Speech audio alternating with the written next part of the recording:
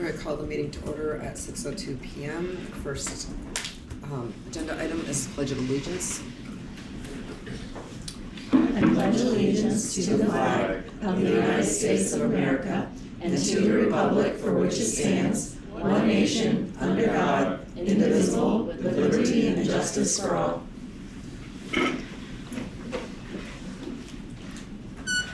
Next agenda item is correspondence, visitors, and public comments.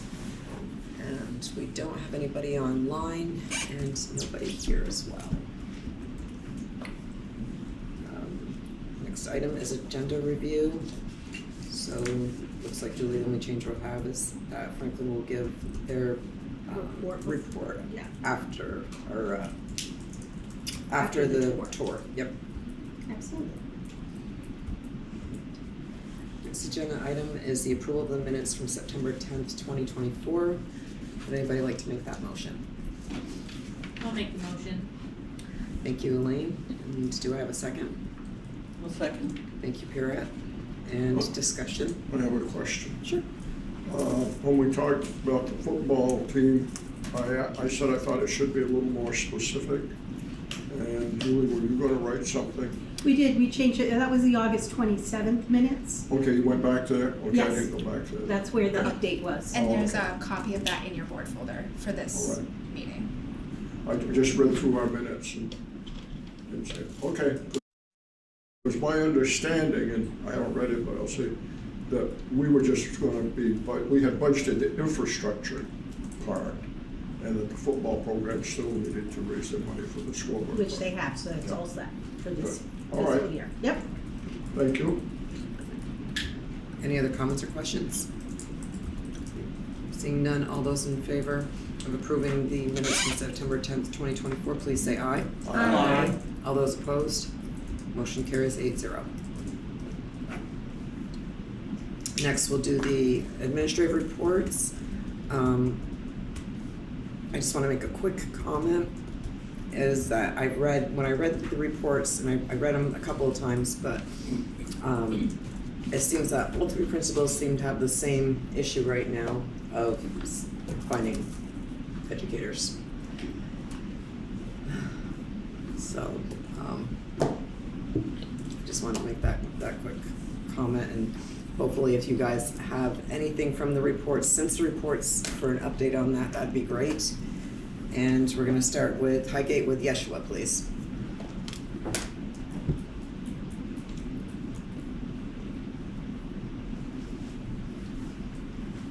Sorry, are people asking me questions, or I'm just kind of? I wanted to make a general statement from the reports that you're all struggling with the same issue of staffing, whether it be trying to find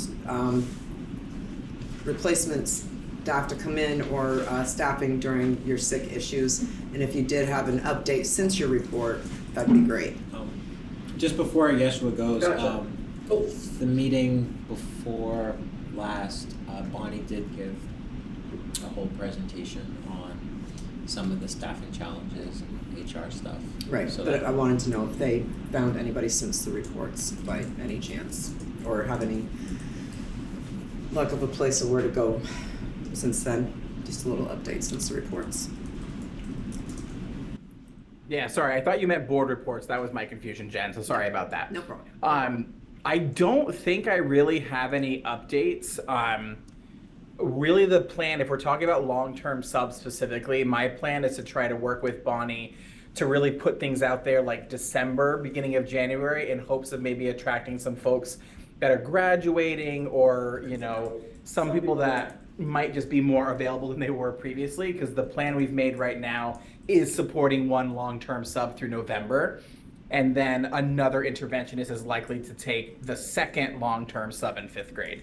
So I think from Highgate's end, we're feeling okay. You know, obviously it's not ideal to have an interventionist be pulled from their position, but what was kind of helpful is that then we moved another person who could kind of help with intervention. So it feels like we're trying to do a nice job of strategically moving people so that we're not just completely removing a position and not having that be well supported for the school.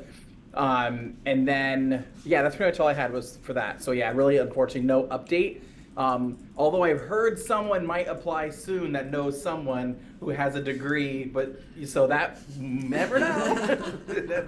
We'll see how it goes.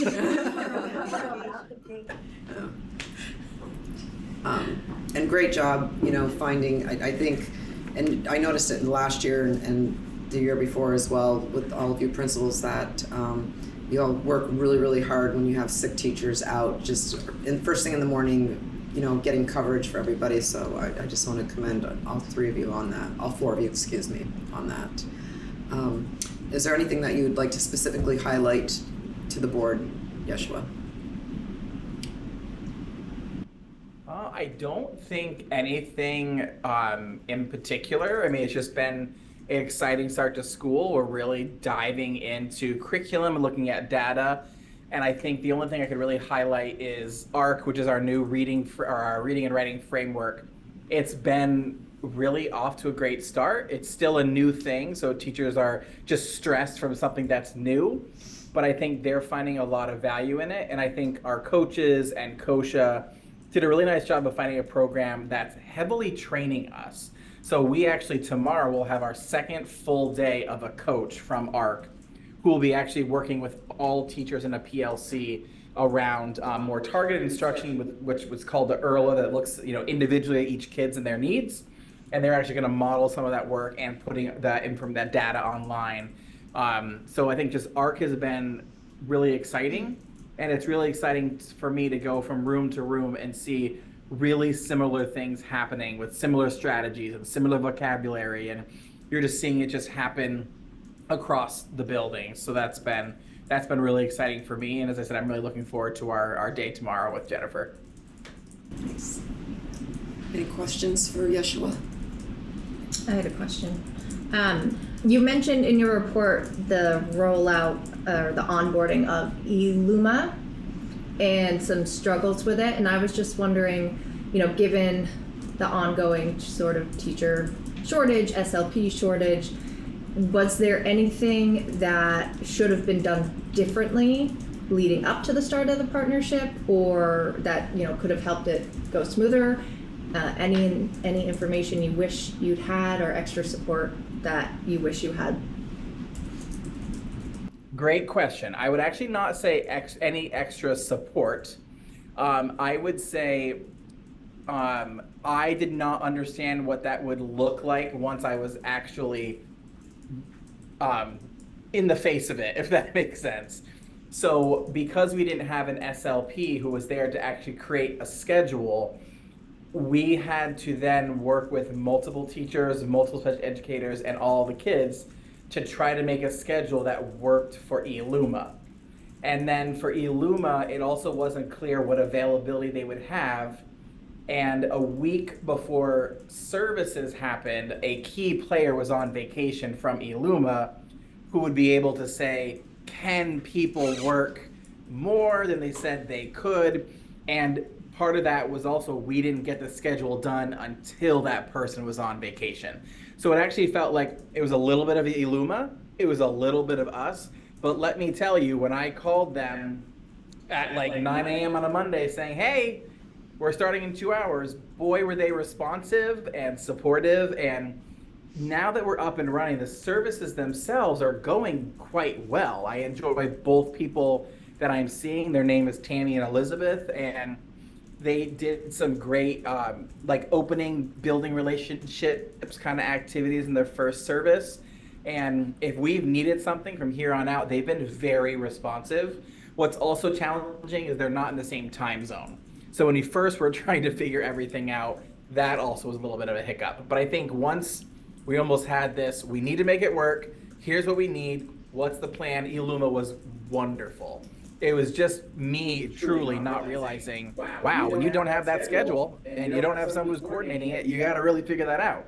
So I think once we had all of that and had all the times that could work for teams, because some kids are complicated, right? We don't want to pull them from first instruction. Then they have other services for their IEP. Then we need to put in speech.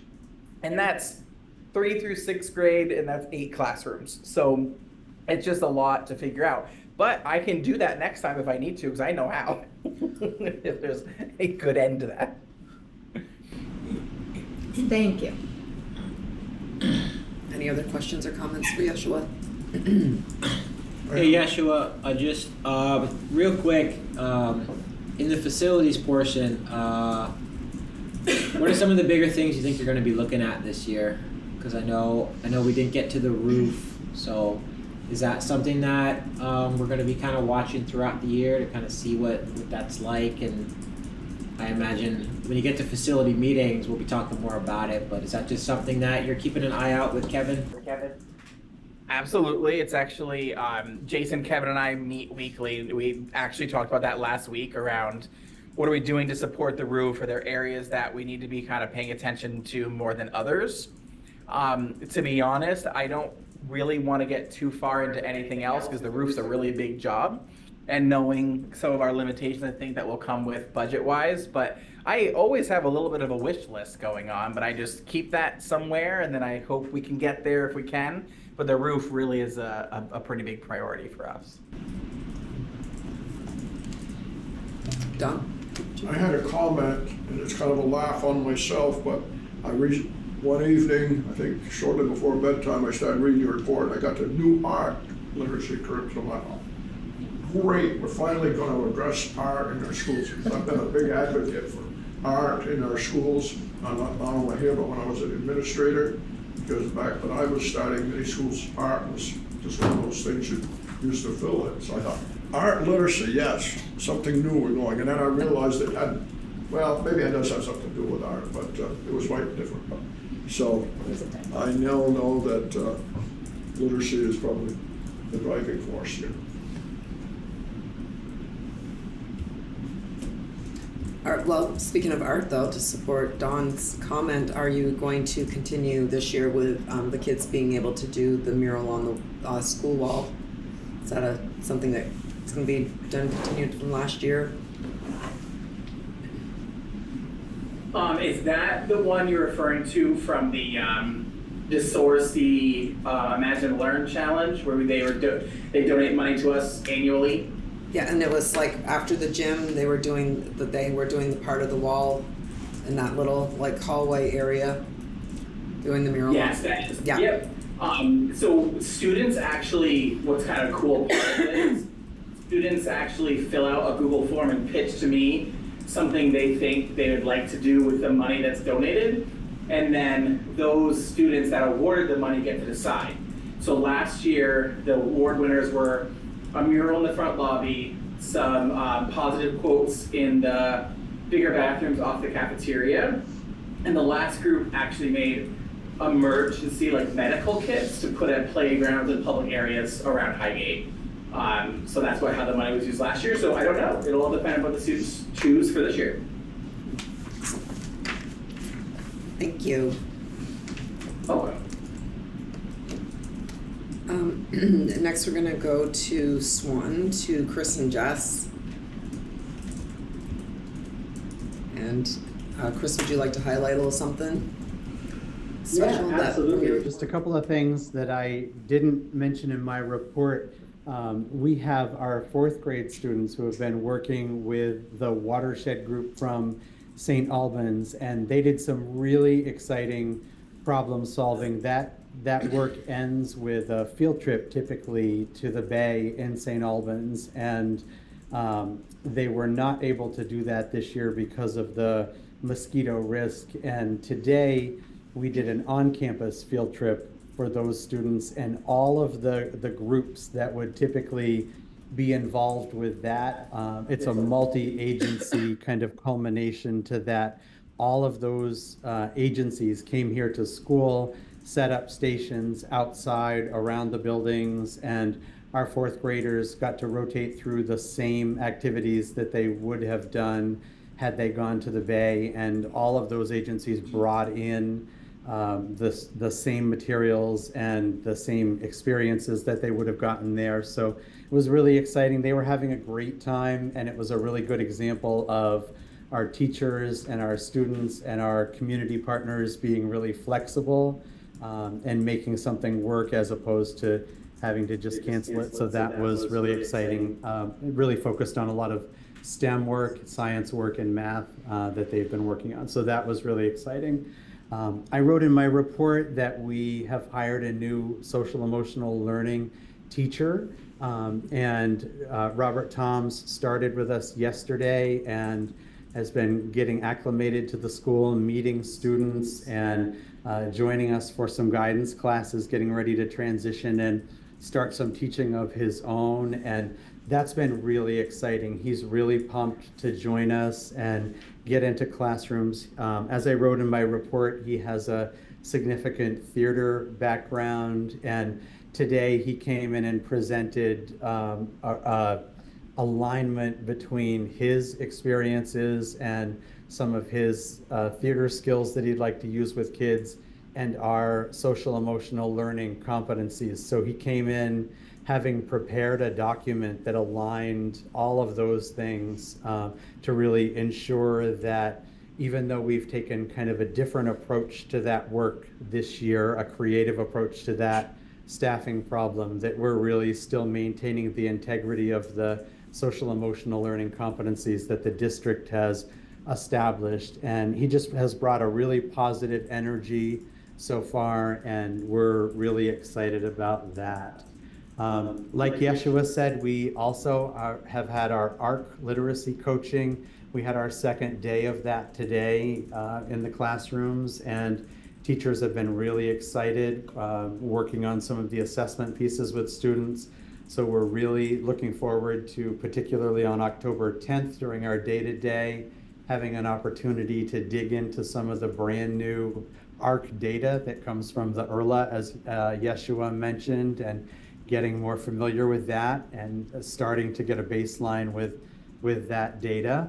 And I just wanted to end by inviting anyone from the board or the community to open house, which is going to be on Thursday this week at 6 o'clock. So we'd love to have anyone come and join us and walk around and see classrooms and meet teachers for anyone who would like to come. And also on October 1st, we're having our Title I night at 6 o'clock. If anyone would like to come and talk a little bit more about ways that we engage families in the community with learning here at school and how we spend our Title I funding and give some input into that. So those are two great opportunities for the board and community to join us coming right up.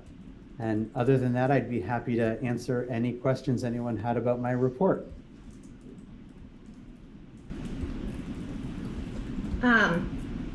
So my understanding is that school counseling is a pretty specialized area. So I'm having a hard time understanding why we would hire a performing arts teacher to be a school counselor. And I would just like to understand how they're qualified to be a school counselor if they only have a teaching. Yep, they are not a school counselor. We did not hire them to be a school counselor. Their role is a teacher, and the materials that they'll be presenting to students are materials that we would expect any other classroom teacher to be presenting to students. So for example, the second step curriculum that teachers use in their classrooms, that's really a teacher-based curriculum. It's not a counselor-based curriculum. So that's a piece of the structure that he'll be using. The district competencies are also really intended to be implemented by teachers. They're certainly used by our counselors as well, but those two pieces will really form the structure of his work, and they're both things that we would expect all of our other teachers to be implementing as part of their lessons in the classroom. We've been really purposeful to delineate between social emotional learning instruction coming from a teacher and counseling. And so we've taken the role of Sandy Simmons, who has historically been the 3rd and 4th grade school counselor, and we've given her the counseling responsibilities for grades 3, 4, 5, 6.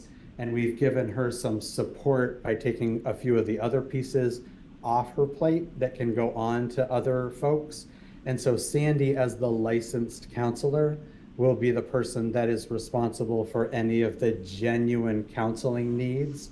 And the pieces that would ordinarily fall to a teacher are some of the pieces that our new teacher hire will be implementing. We've tried to be really careful about teasing those two things apart, because you're right, Megan. We want a counselor to be addressing the genuine counseling needs.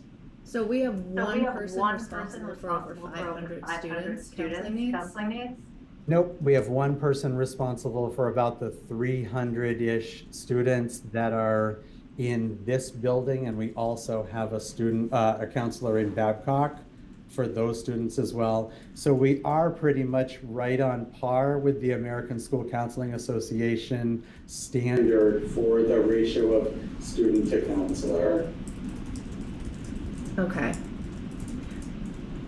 We wanted to make sure that there was someone who could teach the prep block, because in order to have Sandy take on the counseling load, you couldn't expect her to do both things, obviously.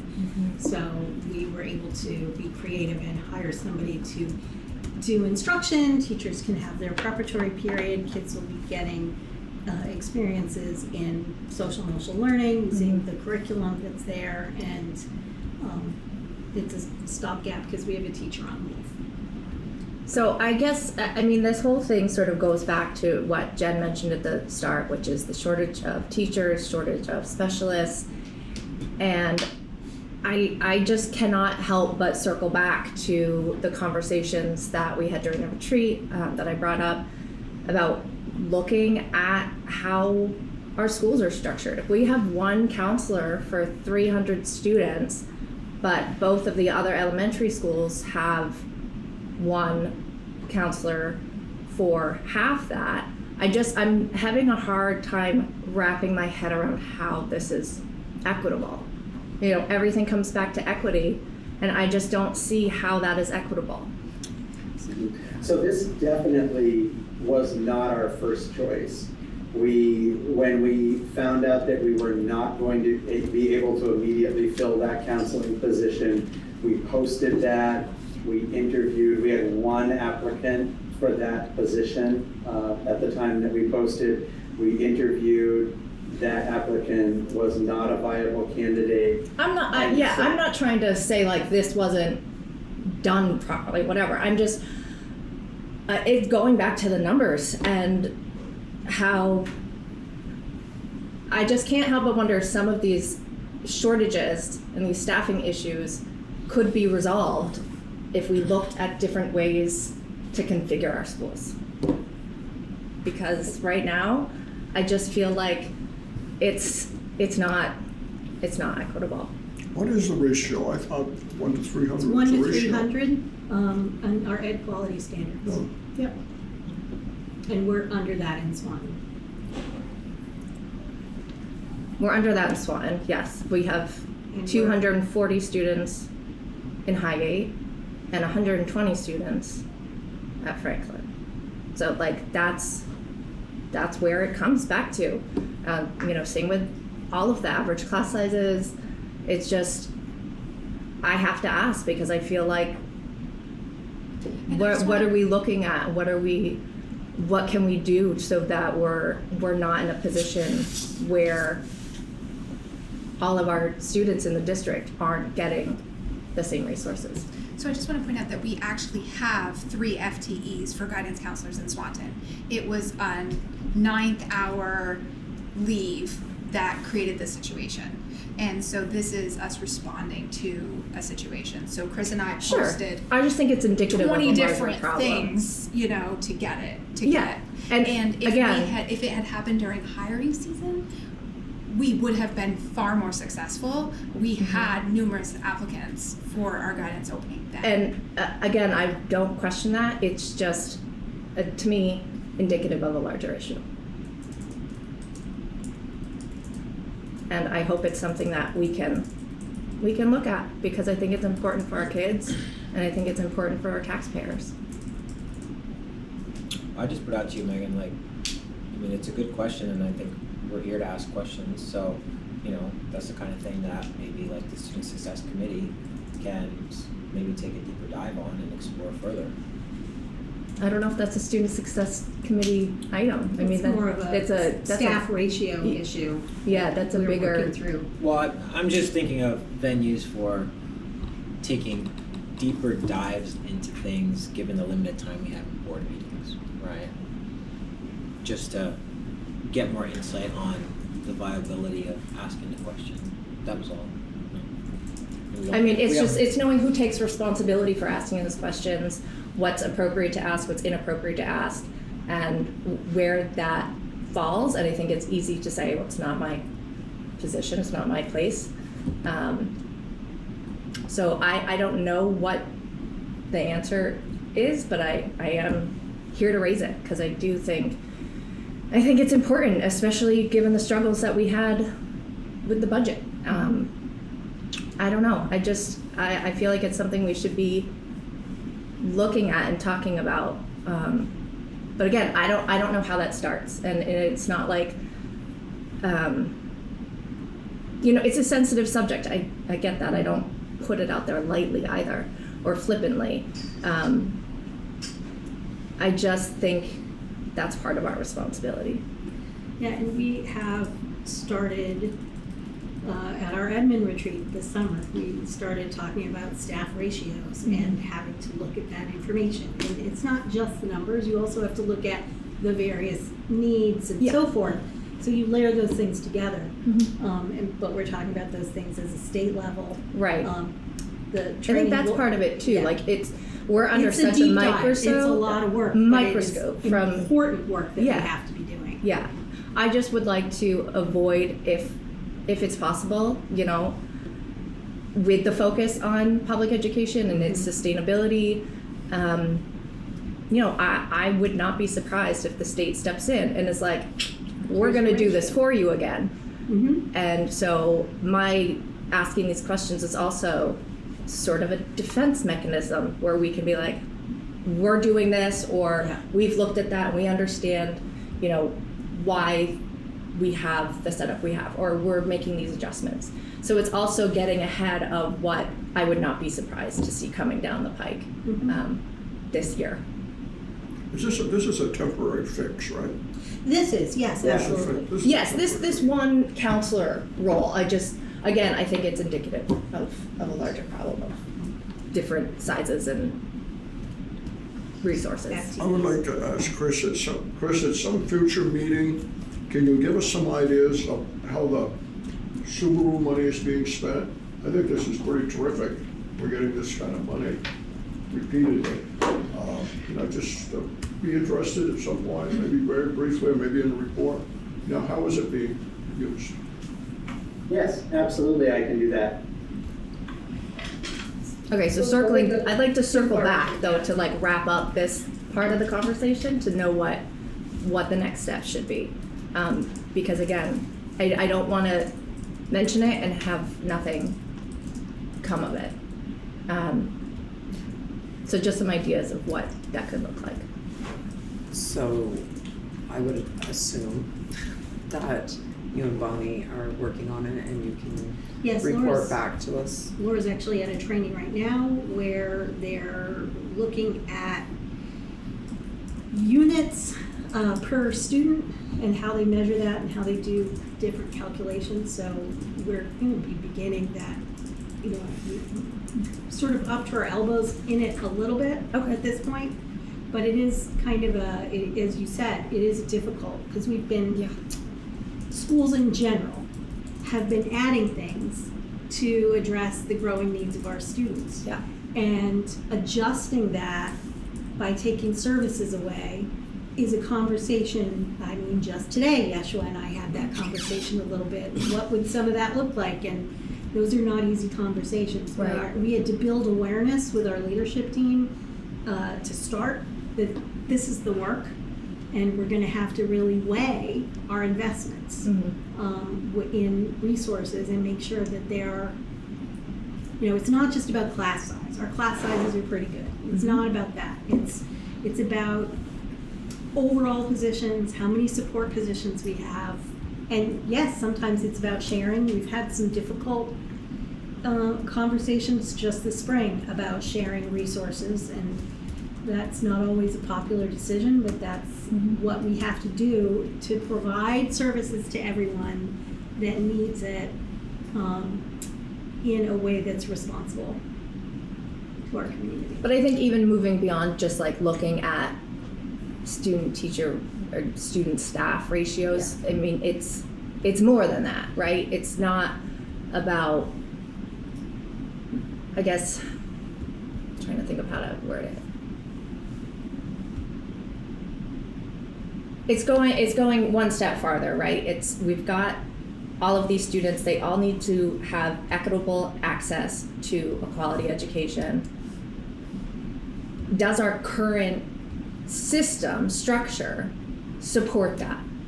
And I guess I want to make sure that we're looking at that as well as just, ratios.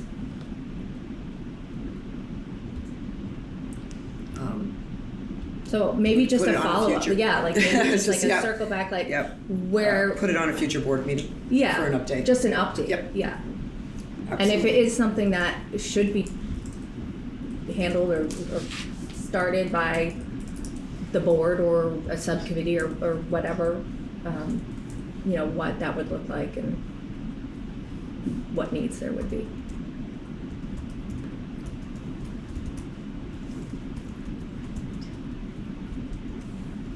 I also just wanted to make sure that I gave a huge shout out to both Chris and Colleen Pastina. I know that we just talked about how this new hire is a temporary fix to that position that we weren't able to maintain that original candidate for. But Chris and Colleen Pastina have been taking over those 8 classes of 5th and 6th grade students and teaching that step and second step curriculum since August 26th when kids started. And that is a lot to do on an already really full plate. So I know that we have a nice temporary fix. It's temporary, it's not the best solution, but before this, it really was 2 people trying to manage their jobs and then these 8 classes on top of that. So I really want to make sure we recognize that. Yes, thank you. Yeah, thank you.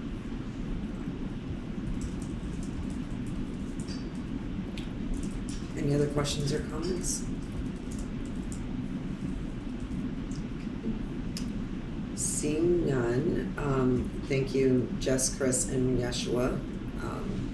And you can log off and have a great night. Thank you. I'm gonna go grab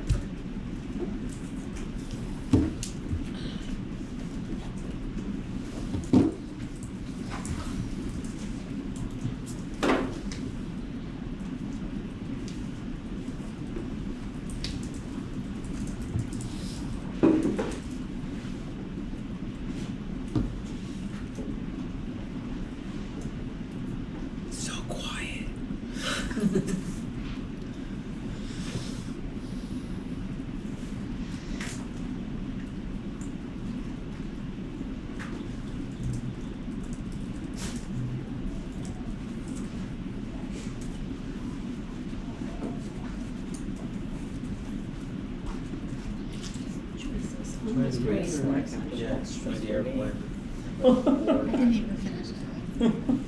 So you didn't finish it? No, there's plans to this.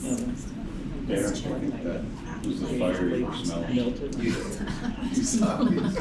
You're like feeling it hot. I thought it was like you're on fire.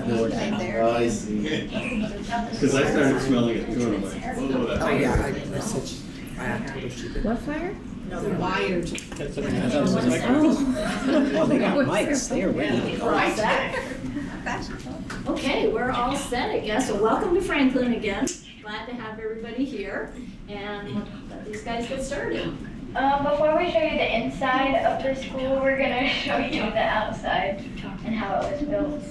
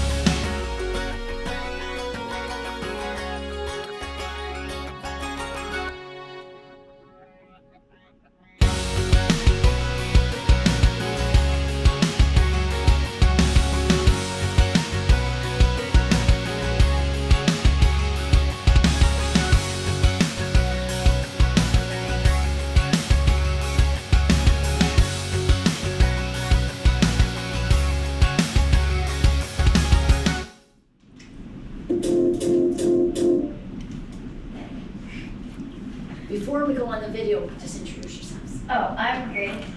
And I'm Lauren. And now what are we gonna do? We're gonna show you the school.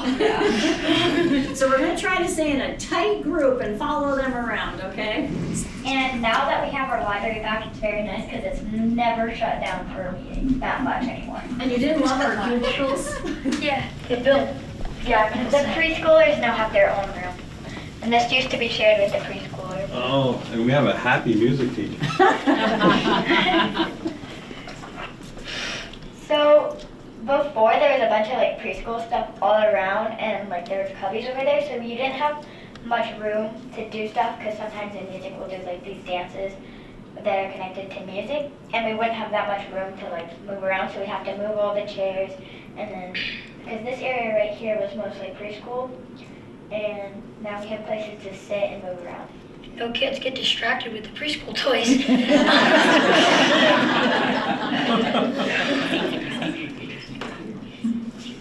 Yeah, go ahead. And they want me to tell you about the drum set. So we were gifted this drum set in this right at the end of the school year by a man who lives here in Vermont, and he has this vision to give drums to Beth Ann schools and Miller's kids. Yeah, stepdad. Beth Ann's stepdad. Stepdad. Yeah. You guys wanna? Oh, here, I'm Come going on in. So anyway, which is awesome because I have never had a drum set as long as I've taught here because we didn't have space and like there was just too much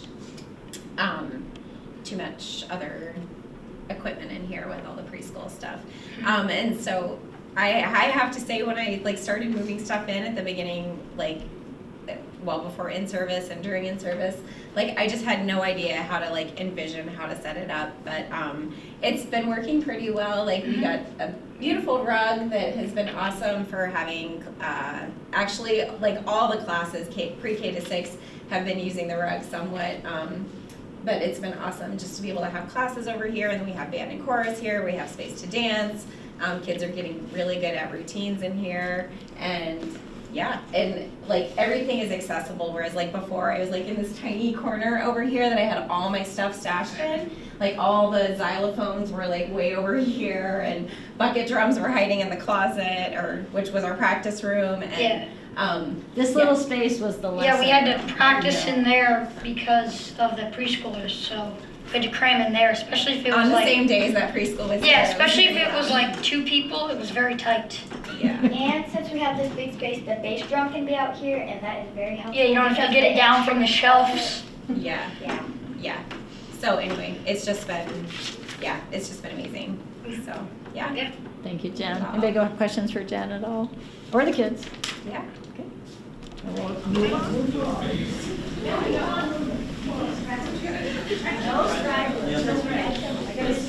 We definitely have a agenda here.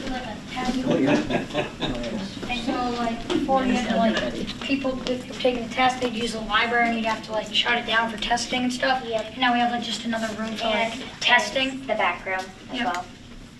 That's not where you go when you're bad? No. This is the IT room. So it's where all of our technology is. Where all like extra computers and Elmos and all of our technology stuff is in there. Yep. And then this is the new pre-K preschool room. And it's very nice because it has a bathroom.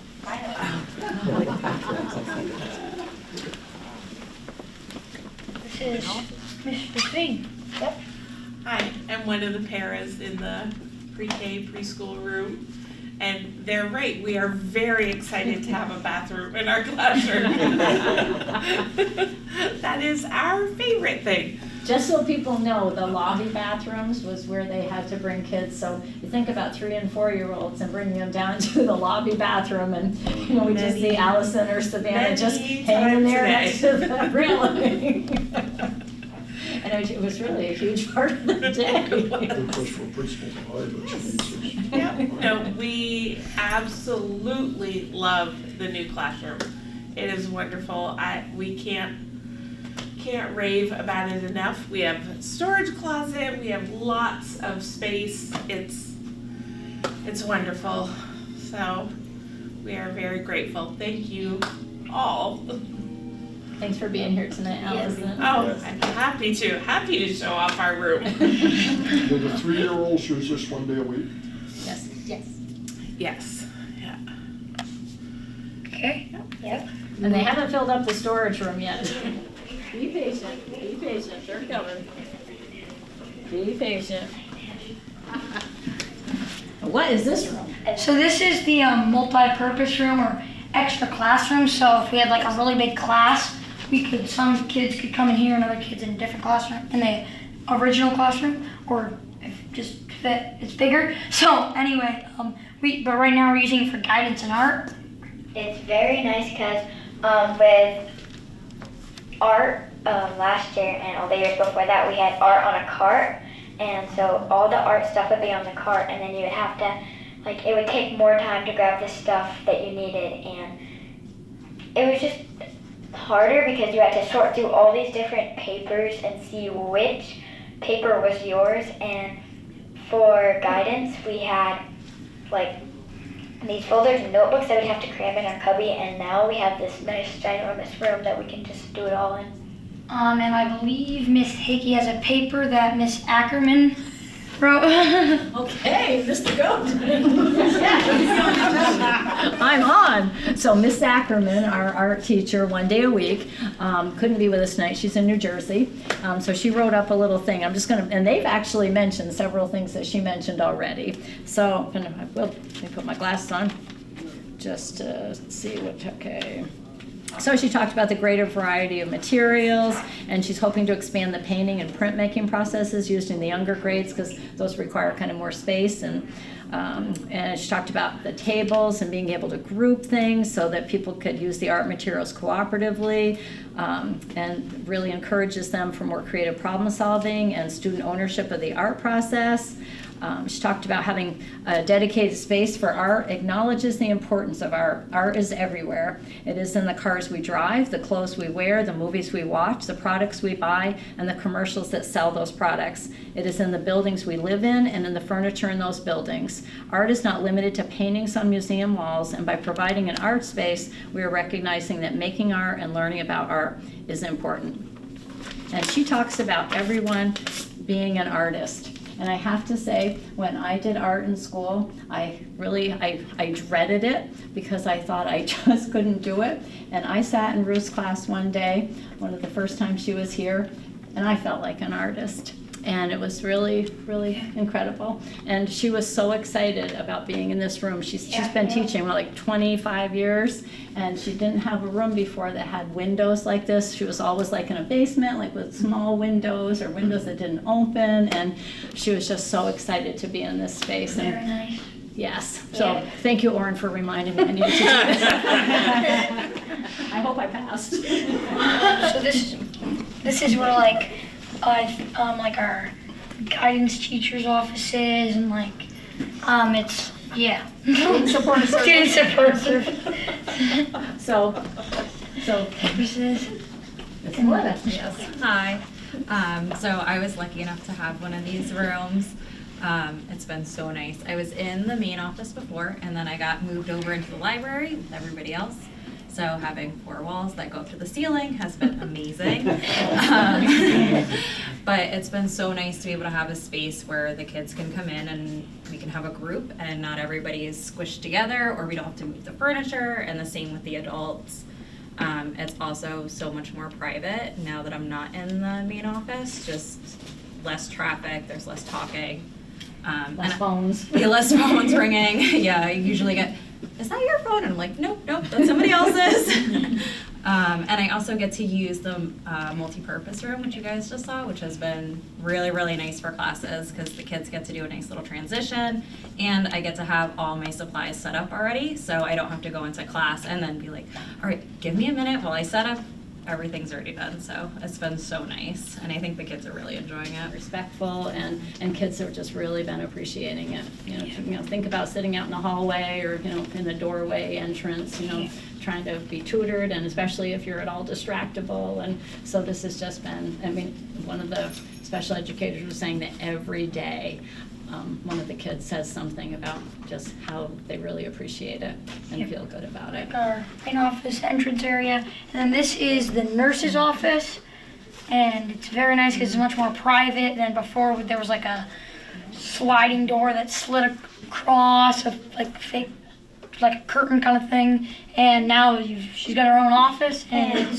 And when it was like in the library, it was in a room, and there was all those other offices as well, so it didn't feel as private, but because there's a giant window. But now she has her own space, and it's amazing. Yep. And who is she? She's in the I'm the nurse here at Franklin. I've been here for a couple of years. I lived here back when I had like the nook in the office. My office was a nook. And it really was a curtain. It was a folding soundproof wall. First it was a curtain. When I first started, it was just a get to see cloth that. curtain going across there. I need to tell you, I worked when it was just Yes. that curtain. And what the kids would do is they'd be in there, and all of a sudden I'd see the curtain get picked up.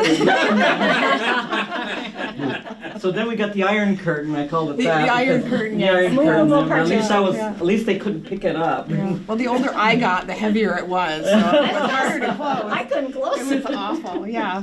But as the kids said, I think privacy is the biggest plus for me. Plus, if you do come in here, the storage is amazing just for supplies, not only just for supplies, but also I have some teaching stuff that I grabbed. Don't listen to this. I have a hand washing black light that I was able to get from over in St. Albans, so I have space to keep that as well. I think going along with privacy, the bathroom is wheelchair accessible, but it's also large enough to have extra clothing in, which is a big deal in elementary school. Just having kids before, they used to have to go up to another area to pick out clothes and then come back down here to change. So it's all can happen right here in my office and be a little bit more private. I love it. I am a Libra though, so my office isn't as decorated as everywhere else because I have a hard time making decisions. And I wanted to mention, we still are in the process of decorating places. I am so sad. In my office, I have all these pictures kids and parents have given me over the years, and I've not been able to put all those back up. And honestly, I don't know how I had them all up in the first place and fit on anything. It's kind of like with the tech area, when I looked at everything in there, I was like, Kathy, where were all these things before? And it's just, they were literally all over in different spaces in the building. So, The last thing I have to say really is last year, at the end of the year, the hospital asked the kids to draw what they think a nurse is. And our there was another grade. There was 2 grades that did it anyway, and they sent them all back to me, so I'm excited to laminate those and put them up. I was just talking to Amanda about that and having them be able to come look at their work. So did they draw like a cartoon character? Oh, they drew all kinds of stuff. I do a lot. But they went back to the hospital and they were judged, and we had a couple of winners. I think they got gift certificates. Awesome. But then they were able to send them back to me so I could have them. So. So December 17th, we host again. We'll expect there to we see go. you up. All right. Eat some of that cheesecake because you don't eat it. I have to give it to Stephen and Jamie and Jeremy tomorrow, and they've been eating way too much of the cheesecake. I'll eat it. Yeah, I'll eat it. Yeah, before you guys go, you have to have snacks. I feel bad you waited all that time. It's fine. It's fine. Okay. There you go. Okay, so. Any questions? Yeah, any questions? Anybody have any questions about anything you saw? If What's your favorite part? Oh, I really like the extra room, but I also really like the preschool room. I think the music room, having your own, that's- music room, not having to have lessons. Like I play saxophone, and I have lessons with another kid in my grade, and we used to have to use that little closet space to have our lesson, and it was so tight, and now it's so much nicer. We can have a drum set now, so I think that's my favorite part. And it's really nice because I have lessons with a flute player, and so before I was trying not to get whacked in the face by it. And so it's really nice now just being spread out. So you guys were here last year. Yep.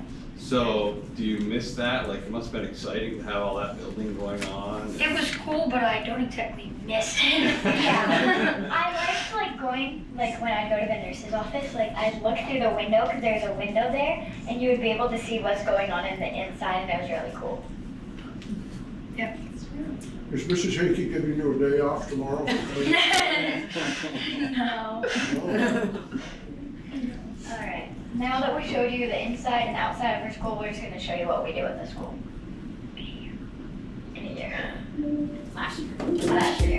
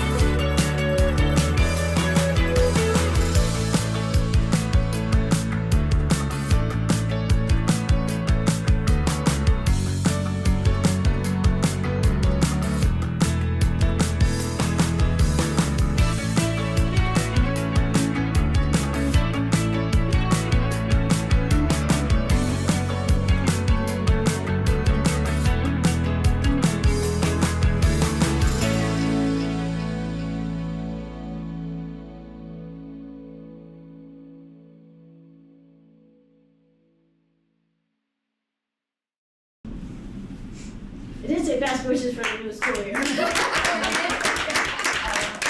awesome. I really want to thank Grace and Oren, and they were going to ask you guys if you had any questions about the video, but I did want to just explain. I thought of it, like Oren wasn't there to cue me because he didn't know about this. This was supposed to be a 4 Wins presentation tonight on our volunteer hands-on science program, and Debbie Berger, who is tremendously busy and is now the assistant coach for the varsity field hockey, I guess, ended up having something with field hockey tonight, so we ended up doing this kind of more at the last minute. And I want to thank Bobby and Stacy for getting the kids here tonight, and Grace and Oren for all that they did. They did a super job. And,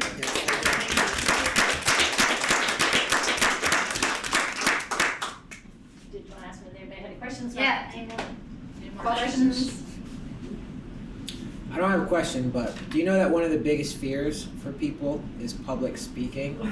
So, for both of you at your age to do this and put on this presentation and take us around to people you don't know, it's pretty incredible. So, you guys have some bright stuff ahead for you, so thank you for doing that. Thank you. Thank you. And I want you to know that we didn't even, they really enjoyed doing this, and we didn't even really practice. Because I'd say, well, what might you say? And they'd be, oh, blah, blah, blah, blah. So, oh, wow, okay. We don't need practice. So they did a super job. The only thing was we were a little concerned about the voice amplifier because we had a huge squeaky problem. Squeaky. But I also turned it up all the way. Yeah. We problem solved and figured that out. But anyway, thank you guys again so much. And just, Thank you. yes, Thank you. Thank you. I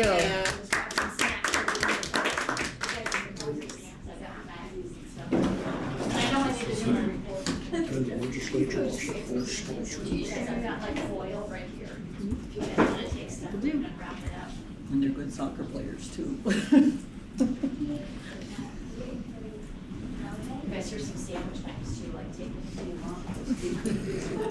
So take a cheesecake. Make some sugar sticks in. Yes, thank you. That was really Check somebody the other night. I was just like a healthy shot. There's a shot. Chris loves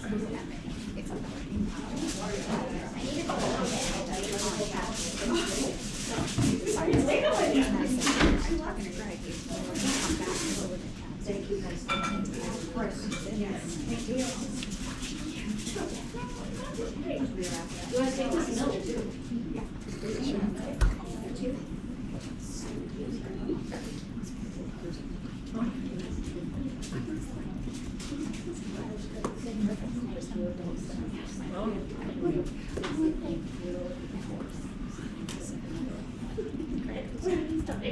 Bye, guys.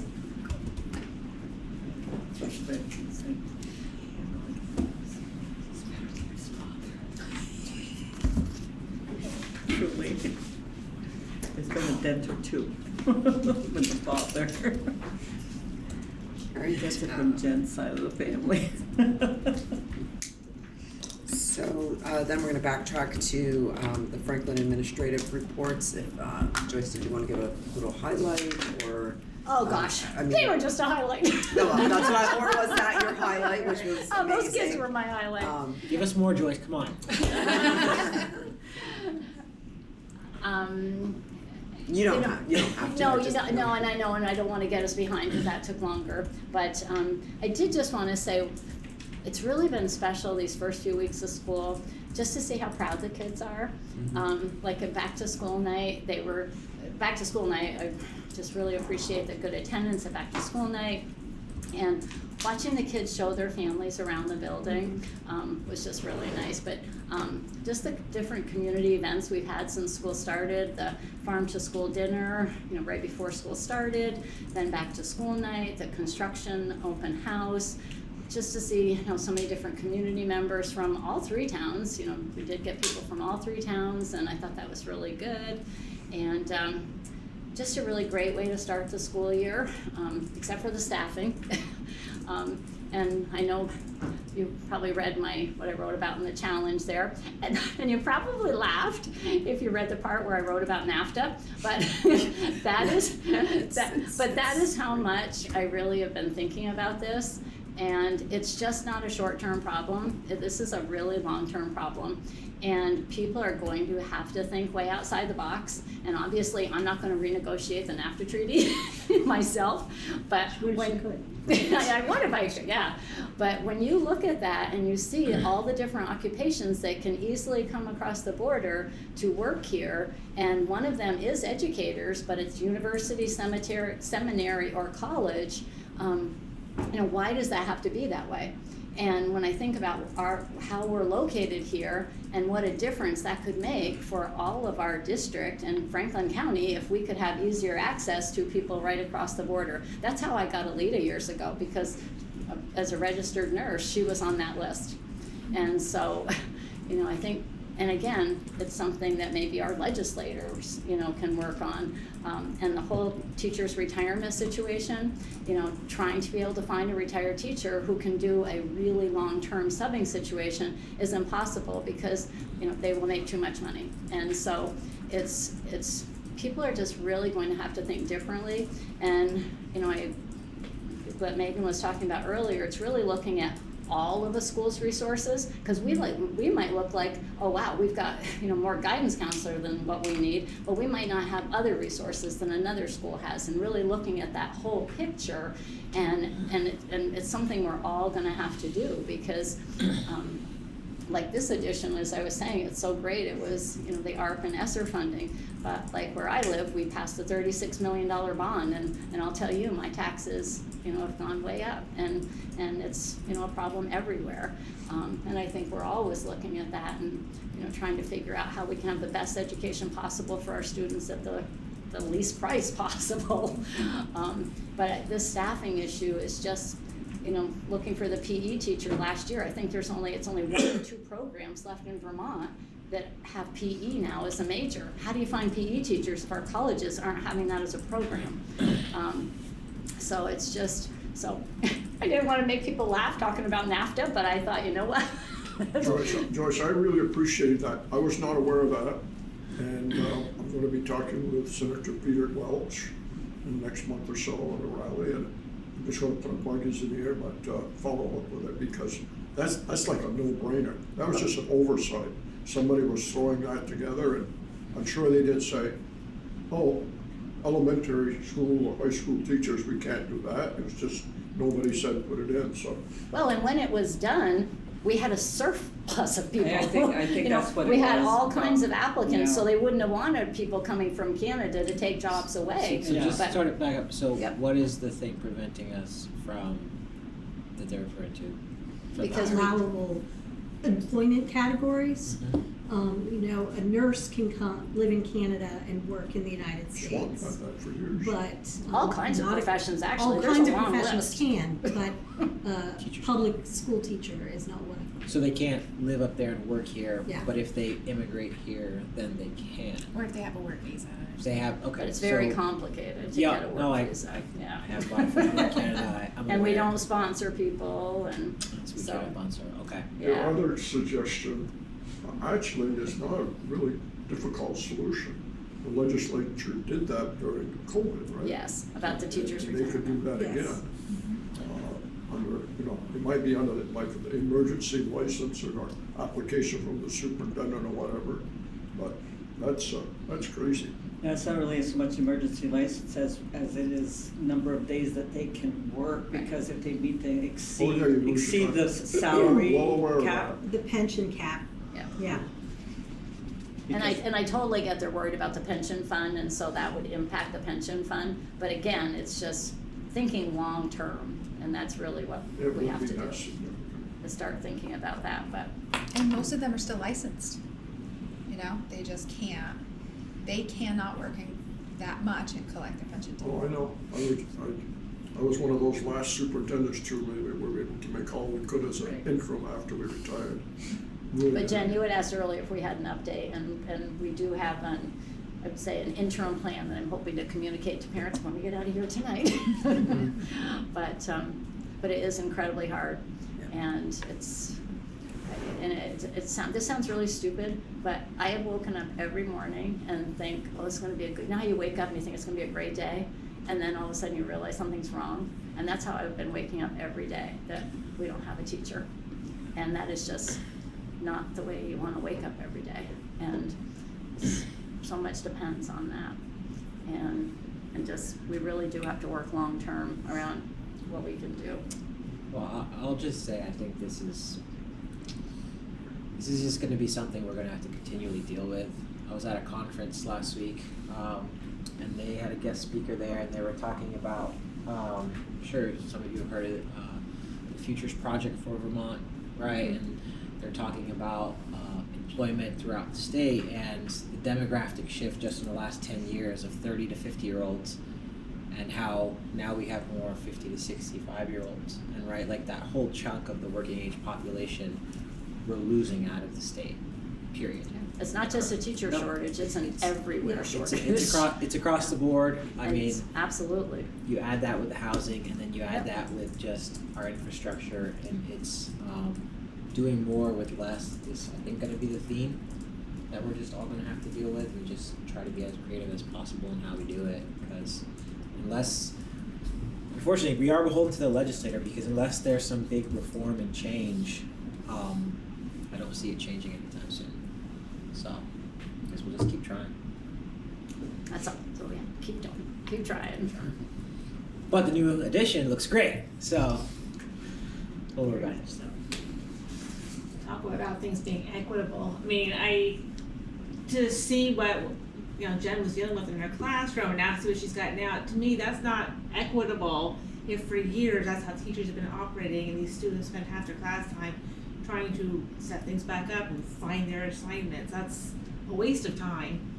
And there's so many opportunities they can now do because they have all this extra space. So talk about being equitable, that right there. Well, you don't Just know a lack what of space. every other classroom's experience has been either, so I don't think that's a fair comparison, but I understand what you're saying. Well, no, I do, because I know at least in Highgate, it's in the basement, but the music teacher had her own room, the art had their own room, they weren't having to dig things out all the time, so, no, I do. Thank you, Joyce. Yes, thank you, Joyce. Next agenda item is new professional hires. So we do have two. First, we have Colin Bayor. Colin is currently a clinician with NCSS, and I think you may recall a few months ago, right before school started, our MVU social worker, who's an employee of the district, resigned.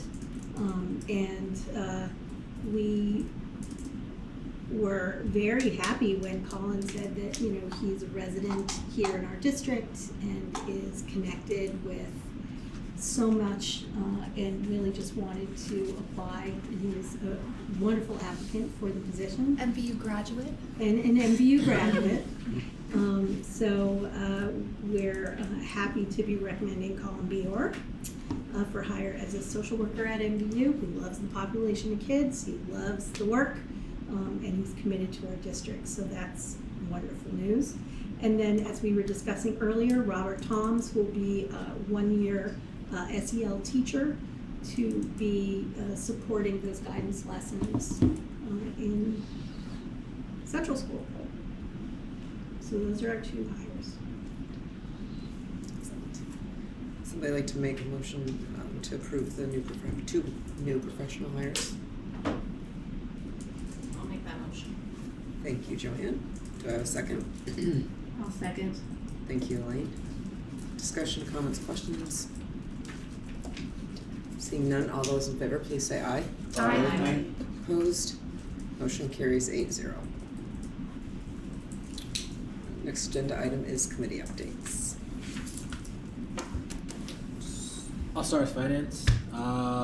We haven't had a meeting since our last one, so I think our first meeting is going to be in October sometime. So, and Laura has been gone, I believe. So.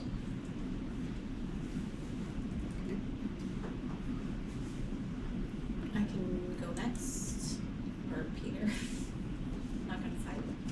No fight. So the student outcome committee met on the 18th, last Wednesday.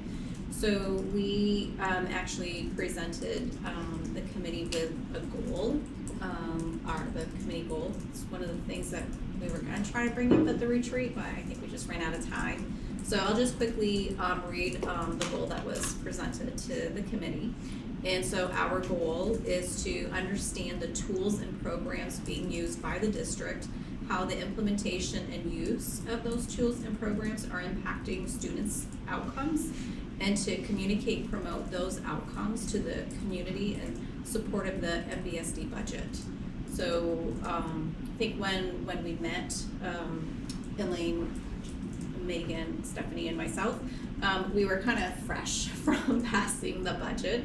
So we wanted to keep that at the forefront when we do meet as a committee and we talk about programs and processes that are being implemented by the admin team and by Julie, just a good knowledge of the positive outcomes that these processes and programs are providing us, so that when we are out in the public, I'll say, and we're being asked, because student outcome it's a big question for the public, how our students are doing. If we have a $50 million budget, show me a $50 million student. I mean, that's not exactly what they're saying, but I think that's sometimes what they're looking for.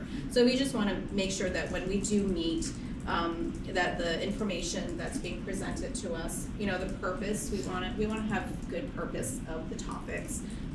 So quickly, Yeshua presented to us, and he went over the EduClimber that all the schools are using. It's a fairly newer program. I would say less than 2 years. Looking at Julie, so correct me if I'm wrong. Where it's kind of, I think you use this a one-stop shop.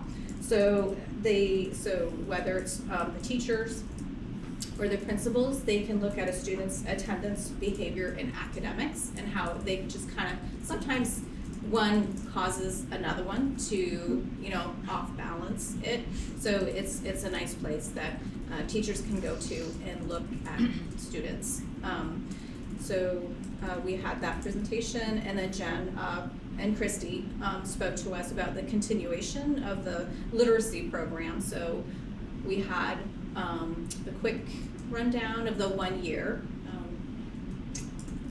Forget her name. That presented Miranda, thank you, presented to us a couple of weeks ago at the last meeting for the first year for focusing on the morphology.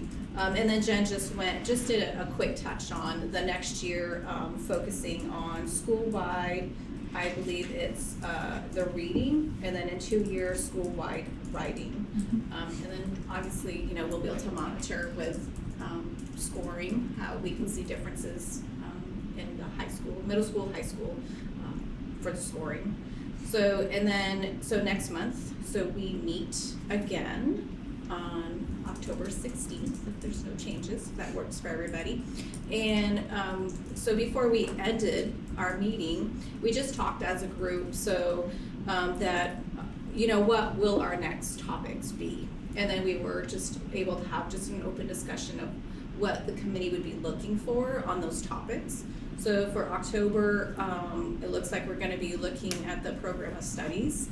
So AP classes, the way they build schedules, so more at a middle school, high school level, dual enrollment. So those topics, it's going to be in that range. And then we're just going to touch a little bit on attendance, how attendance has looked so far through October. Celine, if she has a chance, will just give us a rundown. Thanks. Are there any programs or things that you're looking at this year that the committee might try to alter or change, or something you can do more of or less of, or? So last year, I know one of the topics was grading, efficiency grading, and I know there was some discussion on that. Is there anything like that we're gonna be that has come across to us as a board? Yeah, I mean, a lot of this is, dictated from the state. So I think we're just trying to get an understanding of what we're doing and making sure that we're doing it to the best of our abilities. But yeah, I don't think there's anything, not that I can think of, To change. yeah. But for example, during the program of studies, one of the great questions that the committee asked is, not only tell us what you're offering, but, are there courses that we wish we had that we don't have? So some of those conversations. Thank you, Joanne. Joanne, when you were talking about the budget and being a topic of consideration, I think back to, I think it was 2 or 3 years ago when we were talking a budget. We had a couple of people online from Swanton, I believe, that said that if they felt that the students were being successful, then they didn't have a problem with the taxes going on. So I think one of the things, and this came after last month's meeting when we had the young man talk to us, we have a lot of students who are very successful in single endeavors. And I don't know whose job it is, and maybe it's no one in particular, but good positive publicity when a student does something not only remarkable, but just good. Whether it be sports, we get a lot of coverage. Everybody gets a lot of coverage in the Messenger, but academic types of things. I think, in fact, I heard some people who must have seen this on the public access TV comment to me, wasn't that really something that one of our students went to Washington? So I don't have the answer, but I think it connects with what you're saying. Our student success, academic or however it is, we really need to promote it and publicize it any way we can, because that's going to get support from the school. Hasn't one of the issues though been that it's hard to track the data after individuals graduate from school? Oh, for the post-secondary, yes, that is tricky, but we will be getting data from VSAC sometime this fall, and the committee will look at that. But there's no way or resource to sort of pool or find out more of like what our students are doing afterwards and kind of speak to. I think that's kind of what Don's saying, which is, we're always measuring the choices that they're making, but very often we don't know how far they're going and what they're doing. But I guess that's a limitation because we have no way to. it is a challenge, yes. But even I've always felt if we just started like writing down what we do know about, because I just think it's so impressive, like what colleges we know kids have gone to, the careers that they're in, 5, 10, 15, 20, and even 20 years out. Like one day we were just sitting around for like a half an hour talking about, oh, what's so-and-so doing now? And, oh, well, she went to Dartmouth and she's doing this, and this person, was at Princeton and is doing it. I mean, and then the different trades that kids are doing. And I just always have felt like we could generate a list of those things that would be so impressive for people to see and to hear. I don't know, maybe that's just me, but that was something that I used to do when I was teaching at Essex. We'd have like what our graduates were doing, we'd have them come back and speak, but just to have like a document that, hey, you wanna know what our MVU graduates do? Here you go. And I think we have a lot of kids, and well, a lot of them aren't kids now that I had back then, but that are really, really done impressive things with their lives. And well, I think that's why the MVU Hall of Fame. Yeah, that's one, right, it's one thing though, and that's what, I'm sorry, go ahead. I get it. I just get excited about it. Well, I get it, it's just, in a large ream of things, it's a small thing, but at least I get impressed with some of the high school graduates from MVU who have gone on to do some amazing things, and it accentuates it, and I love that, and I realize I'd like to know more than that, but I think it does help, and it's impressive. It's really impressive what some of them have done. But even if you had there must be there's nominees for that. So even if somebody doesn't get to be the person that year, if you have your nominees and you have that information about them, and again parents love to talk about what their kids are doing and, and tell us what they're doing. And I just feel like there's gotta be a way, and if we don't start, we'll never get it.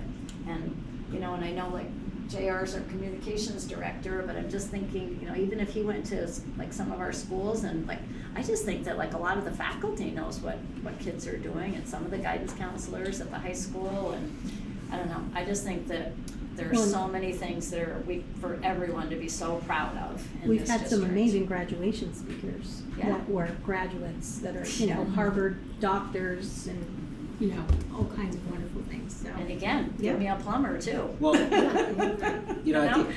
all of those all of that. I mean, I kind of like every year I really have one focus, which is passing budgets. And I think But that helps. it's true. I mean, but that's the reality is like How do that's we pass the budget? and I look at how through that lens, and I, Dawn is correct. Like, we're gonna have another very hard year. I think everything that's coming out of the legislator, everything that's coming down it's gonna be all over the place. We don't know what they're gonna do. Peoples are not happy with some of the bills that are coming out, and like it or not, we're in a tough situation. So anything that we can talk to about the success that we're having, or these are sort of Dawn saying, or student outcomes, is I think that helps. So any information that we can pool or find, even if it's not like statistically potentially significant, I think will help to be able to point to that we do have good results out of these schools. So I think it's a very fair thing to ask, and maybe something that student outcome can kind of add to. Hey, this is some stuff we'd like to see, because I think we're going to need it. I just think we're going to need it this year when we're sort of having those discussions with the community who's going to want us to cut, and we have to say, but we have had good results, and we do have good results, and we are doing good things. So that's why I just said something.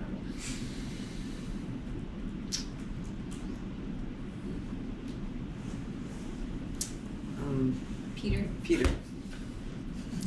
I should have went before Joanne.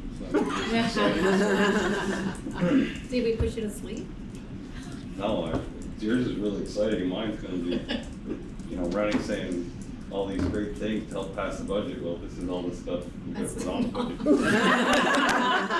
I thought you were going to talk about the success of what we've accomplished. Maybe you could talk about that, and that's exciting. Well, yes, we did discuss at our last meeting the capital projects that are being worked on, and we're on track.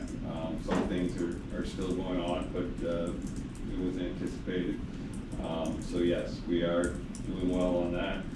One of the things we talked about was the Highgate lead paint testing, and we do have lead paint as expected.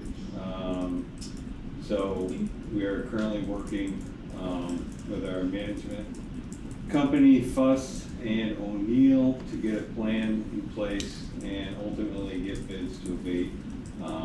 This will be a lengthy process, so more to come on that.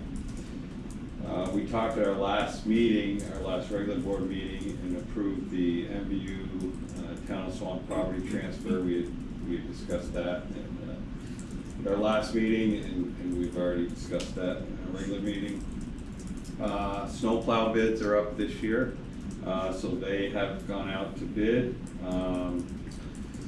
So the bids are due on Friday, October 4th, and that's when they're going to be open, and I believe Dawn is going to try to be there for the opening of the bids. And then, unfortunately, we don't have a facilities meeting between that and our next regular board meeting, so they will come with a recommendation on those bids, and the board will review them on our regular board meeting on the 8th and award it that night. So that is coming up. Some issues, we had some four-wheeler property damage at MVU again, but it was caught on camera, and they were able to figure out who it was, and it was reported. Not that they did about $900 worth of damage and repairs. Peter, was that on the field or where? Yeah. All over. Yeah. Yes, fields, the ag, over by the ag building. Yeah, that's right. Yeah, somebody that had a really bad night, from what I understand, because that wasn't the only place they had issues was there. So, other than that, equipment purchase plan. So in the budget, so here in Franklin, they're looking to get a new lawnmower. I don't know where we're at on that, but I think Steve is looking into that. He had some bids that he showed us, and so moving forward with that. And then MVU, we're getting a field dresser for the fields as we continue to try to improve the fields at MVU, the athletic fields. One big topic of discussion was the MVU gang bathroom. So we've talked about that in the past. It's been a problem area where students tend to congregate and cause damage and different things. So they're looking at different plans to renovate the D-pod bathroom to try to make single bathrooms instead of having one big open one. We saw some plans that other schools are doing. Apparently other schools have the same issues. So that is something that we may be looking to budget in the next in our next budget. We'll have to get numbers and look at exactly what we can do, but that's one of the things that we did discuss. We did have some savings, compost savings. So we we changed who is taking our compost, and now we're going to go directly to Northwest Solid Waste, who already is at MU picking up. And that is going to save us annually $7,000, so that was some nice work. And then we have some other, in cleaning supplies and stuff, some other savings that we're going to be seeing there. And I think that pretty much sums up the meeting. There was our next meeting, like I said, we do meet on the second Monday, which usually ends up being before the second Tuesday. This next month it doesn't happen that way. That's why we're not meeting and only reviewing the snowplow bids, but I think we'll get a good recommendation and we can review them in our regular meetings. So, other than that, our next meeting will be on the 14th, and we're hoping to have the facility supervisors at the meeting so we can show them our gratitude and see if they have anything that they would like to let us know about. So that will be happening in our next meeting. Is that at MVUP? Sorry, Central. It's going to be I'd just like to add, this whole vandalism in restrooms seems to be probably a national problem. It's a statewide problem. I have a contact with a few other schools in my business and addressing it. What really impressed me is when we discussed it, Jason had not only checked what other schools are doing, working with John Brown, but I thought he came up with some solutions that were probably better than what other people had been sharing that they were doing. So it's an issue, and it's money up front, but it's going to save money in the long run, big money. So you will that'll be a new thing. I won't say it'll be top priority, but it will be on our priority list. And it's not just a damage issue, it's a student safety issue. Yeah. And there's a lot of students. Comfort level. We're being told that won't go in there, they're afraid to go in there. So, students shouldn't be afraid at school. So I think it's definitely something that's worth addressing. Thank you, That's all I Peter. got. Yeah. Thanks. All right, next agenda item is. Sorry, John. Oh, I'm sorry. That's okay. Just before we leave, the committees, I did want to bring up retreats. I think Rennick kind of just asked just before the meeting, but we had talked about a couple other retreats from our summertime retreat. One possibly like a professional development retreat. So I was just curious how that was going, and then if the group was still interested, or maybe you should ask Julie, if the admin team is interested in having a retreat with the board members. So those are just two things that was mentioned in the summertime that I just wanted to put out. After we had been tonight, we asked thought this to- would be a great facility to have the retreat at. Yes, that's too. We did, I did reach out again, we had Yeah. asked to hold for September because of some Right. conflicts. Yeah. And I reached out today to the VSBA person and, she will be available after October because they have the big conference, they have a lot of planning for that. And then I guess I would need to know more about what the outcome for the admin, like what's the, what it is you wanna achieve, and then we can think about how we wanna arrange that, what, do we do that with the VSBA, do we do that as a separate time, so we can talk about that. Okay. What do you guys want to talk about now, or you want to put that on for another? Let's put it on for the next agenda, and we've got to batten down a date, November, for the VSBA. And then we could talk about the administrative one at the next one, and the next meeting. Because we got time, because that would, I would think with everything, if we were gonna do something with that, we'd wanna do it with the administrators when there's like possibly school break or something. When the kids are at school break. Maybe, I don't know. No, because the principals won't necessarily be working. Because during that they're time. not gonna want to come in. Yeah. They're like, Your employees to take their vacations during No, I don't want the employees to take their vacation. I was thinking it was easier because they were on break. And I didn't think of them going anywhere because, I don't know, I don't go anywhere on break. I don't go anywhere on a vacation either. Yeah, state vacation.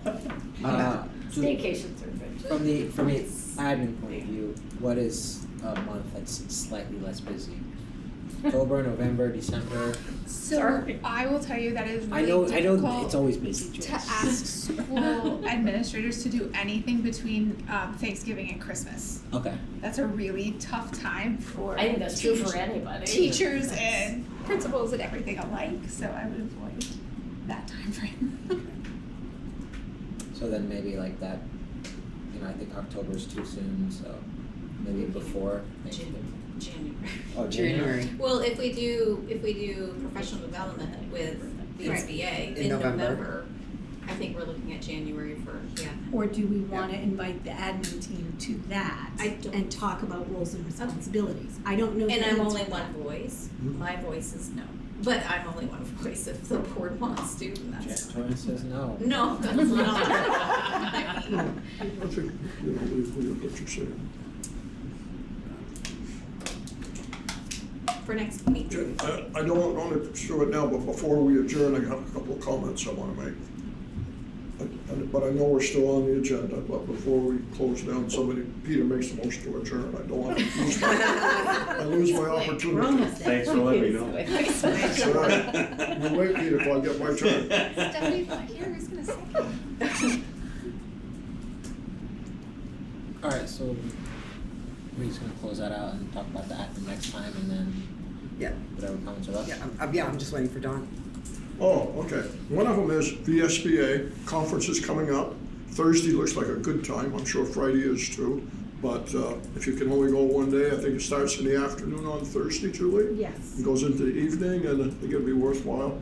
I plan to go if all goes well. That's number one. Number two, and this may not be very popular, but I'm going to say it anyway.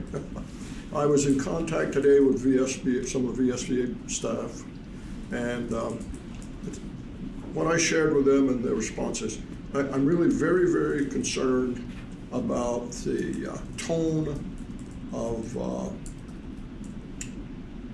the legislature and the governor on school funding.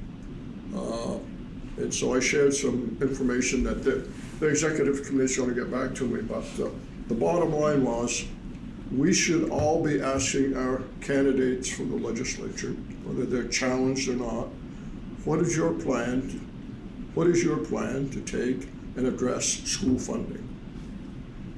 And if they can't give you a good answer, It probably won't make much difference because there aren't many competitive elections.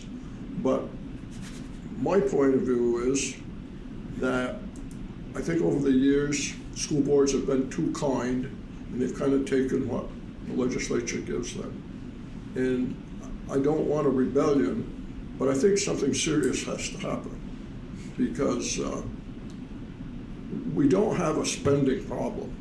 You talk with legislators, you get the governor's letter, and everybody talks like there's a spending problem. There is no spending problem. Actually, we should be spending probably more if we did some of the things we want to do for all of our kids in equity. The problem is the revenue and the revenue source. And they can have, you know, I've been around so long, I've seen at least 5, 6 study committees, and not a one of us have come up with a solution that's lasted very long. So you know, maybe it's because I'm into politics, but I think we have a responsibility to ask our legislators what they're going to do. And I'd be really interested in knowing the answers, because some of them it's like, there's a funding problem, you people are spending too much money. No, we aren't. We are not spending too much money. So I'm just asking you, if you have any interest in politics, just say, what are you going to do? Because it's going to get tough. And I think that, as Susie and I talked, I said, I think that the time has come to go to battle with the legislator and the governor. You know, and I'm rambling here, but every year I remember somebody reporting out of the government, we're losing too many of our young people. They leave, our young people are leaving Vermont. These old timers, we are staying here, okay? Well, one of the reasons some of them leave, because I do like to talk with young people, when you see 1/3 of the school budgets in your state not being passed, why would you want to come back here and live and raise your kids here? And I think a lot of this stuff goes totally unnoticed. So anyway, end of spiel. Thank you for the time. But talk to your legislative candidates. I will just add to that, Don. I actually had a conversation with Legislator Flanken running, and then they were in an interview that was on the radio, and one of the things that they referenced was school budget, and specifically our school budget and our parking lot, and the fact that our parking lot, and their quote, not mine, was, if you drive onto MVU's parking lot, careful for the potholes in your rims on your car, because it's that bad, you know? And they said, but they had to take it out of their budget, and even then, the savings that they got doesn't even go back to them. It goes back to the state, you know? And so it is being talked about. You are right, and I do think we're going to be in a hell of a fight this year, because I think they're going to be all over the place in terms of what decisions they make, and there's talk of scrapping the entire system and starting from new, and there's Band-Aid, and our revenue's going to be down, and so it's going to be a real battle this year. So, yeah. One of the things that we discussed at the Listen and Learn on Friday with the secretary, and they had a lot of, I have to commend the secretary. They took a lot of notes and they did a lot of listening, so I really did appreciate that.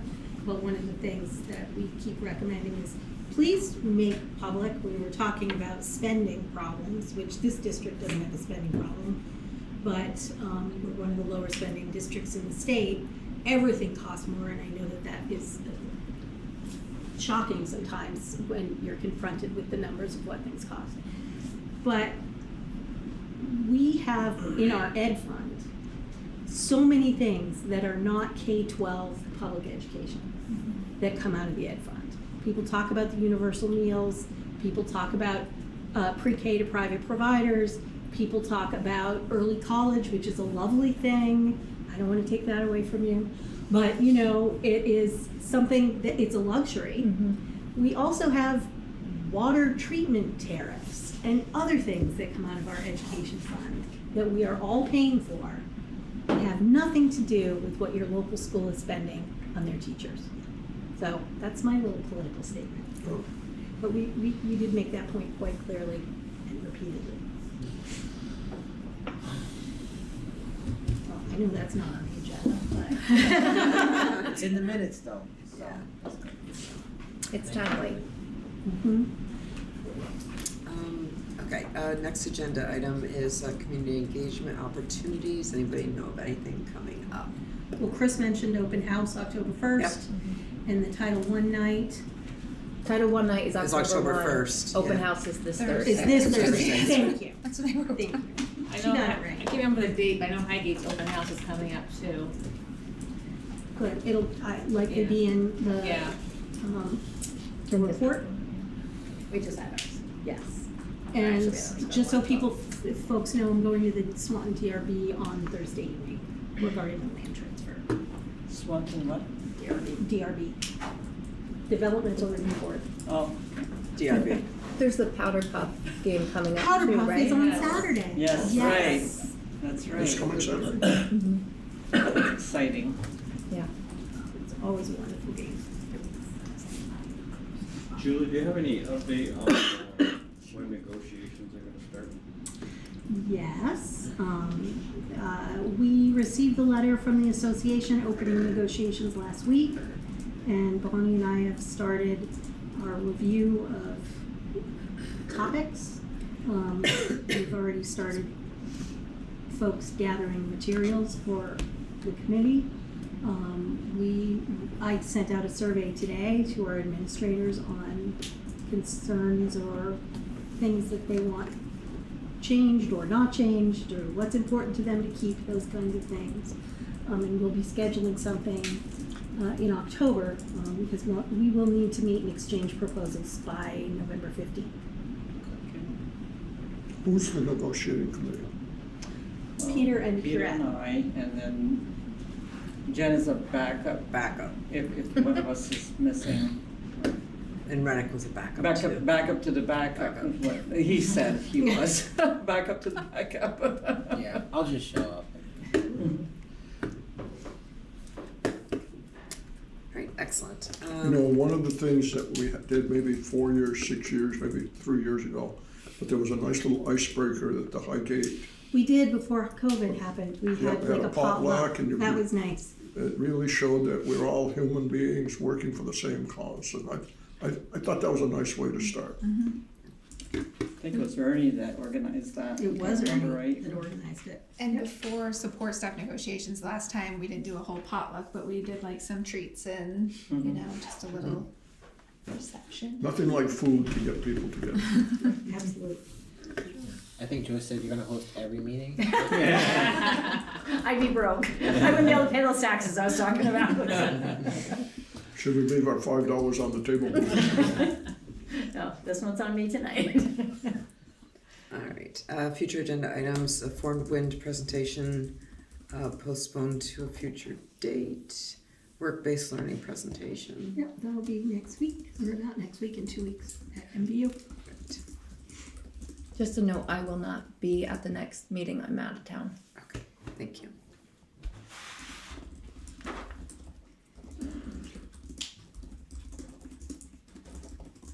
And so, speaking of which, the next meeting will be October 8th at the MVU Library at 6 p.m. And would Peter like to make a motion to adjourn? I will make the motion to adjourn. Thank you. And Rennick seconds it. I was trying to make a face at Elaine. I wanted to change the minutes. What? And Because you seconded it last time. Oh. Yeah, and I got, Just put Peter and Elaine and scolded just for put it that on the too. form. all those in favor, Usually please it's say aye. Stephanie. All those opposed, motion carries 8-0. Thank you.